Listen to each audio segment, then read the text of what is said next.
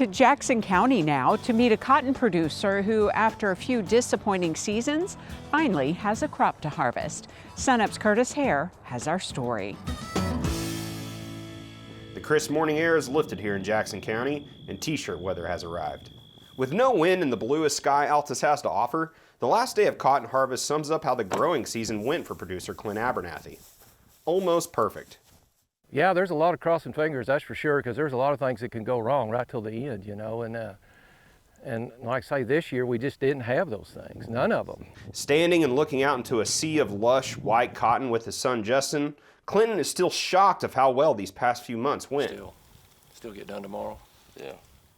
This year we did have water when we planted, so we were prepared to make a crop. We didn't have an abundance of water, but it turned out to be adequate.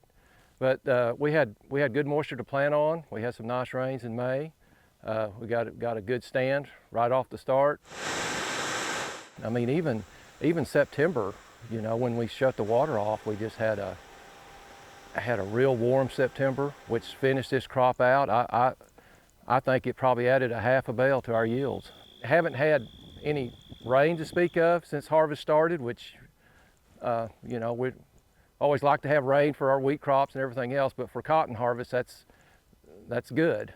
Down here in southwest Oklahoma, especially in the irrigation district where they had water, like Clint mentioned, to irrigate this year, yields are looking really well. Jenny Dudak is the OSU Extension cotton specialist, and she says though the crop is looking great here in southwest Oklahoma, statewide, weather has caused a few issues.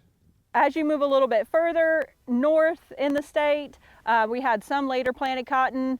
That stuff, the freeze, they were kind of battling that frost or freeze that we had. Although Clint's irrigated fields look fantastic, his dryland crop is spotty in some areas. But there is a crop to strip, which is a big change from the past few years. Oh, you can't hardly compare it to last year. The last 3 years have been a disaster around here because we didn't have any water to irrigate out of. We irrigate out Lugert Altus Lake. Besides having a crop to harvest, another win for this growing season is the test plot. And cotton producers buy seed from companies, and so it's very important for us to stay on top of those varieties. All of the varieties that we plant in these trials are actually commercially available from companies, and so they're not specific to OSU. We don't have a cotton breeder at OSU. Yeah, so this is, I don't know how many years we've been doing this test plot right here. It's been a long time. I think Jenny's probably at least the third cotton specialist we've worked with. It really helps us choose our varieties for next year, and that's a constant moving target. There's new varieties coming around constantly, and you know, the last 3 years we haven't had anything to compare it to because we just haven't had a crop. Right now I am sampling this round module.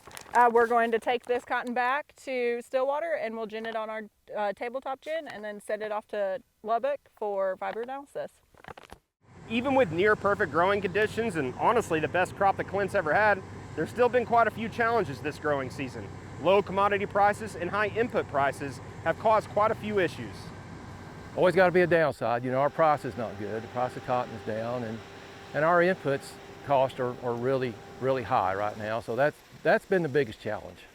You know, it's great to have a big crop like this. It'll offset some of that price, but that's where we're struggling right now. These days, Clint spends his harvest outside of the picker while his sons and grandchildren get the chance to take over the wheel. He says the fact that he's able to do this puts the challenges that come with farming into perspective. That's been a real important part of it. It's truly a family farm. I've got 9 grandkids now, so I don't imagine all of them will farm, but you know, some of them will probably want to follow the tradition that my great-grandparents started. In Jackson County, I'm Curtis Hare.